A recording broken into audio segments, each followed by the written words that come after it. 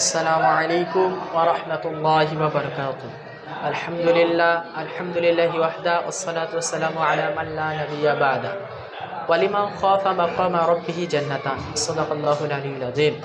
আল্লাহ রাব্বুল আলামিন পবিত্র কালামুল্লাহ শরীফের মধ্যে বলেছেন যে ওয়ালিমান খাফা মাকামা রাব্বিহি জান্নাতান, অর্থাৎ যে ব্যক্তি কাল কিয়ামতের দিনে হাসর মাঠে নিজের পালনকর্তার সামনে দাঁড়ানোকে ভয় করে দুনিয়ার মধ্যে জীবনযাপন করে, তার জন্য রয়েছে দুটো জান্নাত।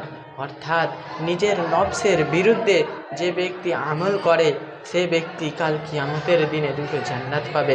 হাদিসের মধ্যে এসেছে যে ব্যক্তি যতক্ষণ পর্যন্ত পাঁচটা জিনিসের হিসাব দিতে পারবে ততক্ষণ পর্যন্ত কাল কিয়ামতের দিনে হাসর মাঠে একটা চুল পরিমাণ নিজের পাকে আগে বাড়াতে পারবে না। সেই পাঁচটি প্রশ্ন কি?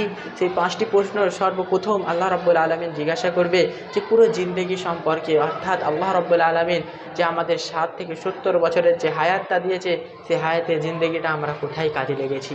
দ্বিতীয় নম্বর, যে যৌবন কাল দেওয়া হয়েছিল, যে যৌবনের সময়টা দেওয়া হয়েছিল সেই যৌবন কালটা আমরা কোন কাজে ব্যয় করেছি।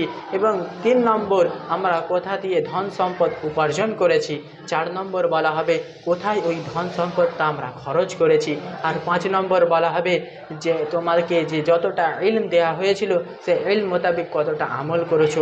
আল্লাহ রাব্বুল আলামিন আমাদের সকলকে এই 5টি জিনিসের উপরে আমল করার তৌফিক দান করুন। আমিন।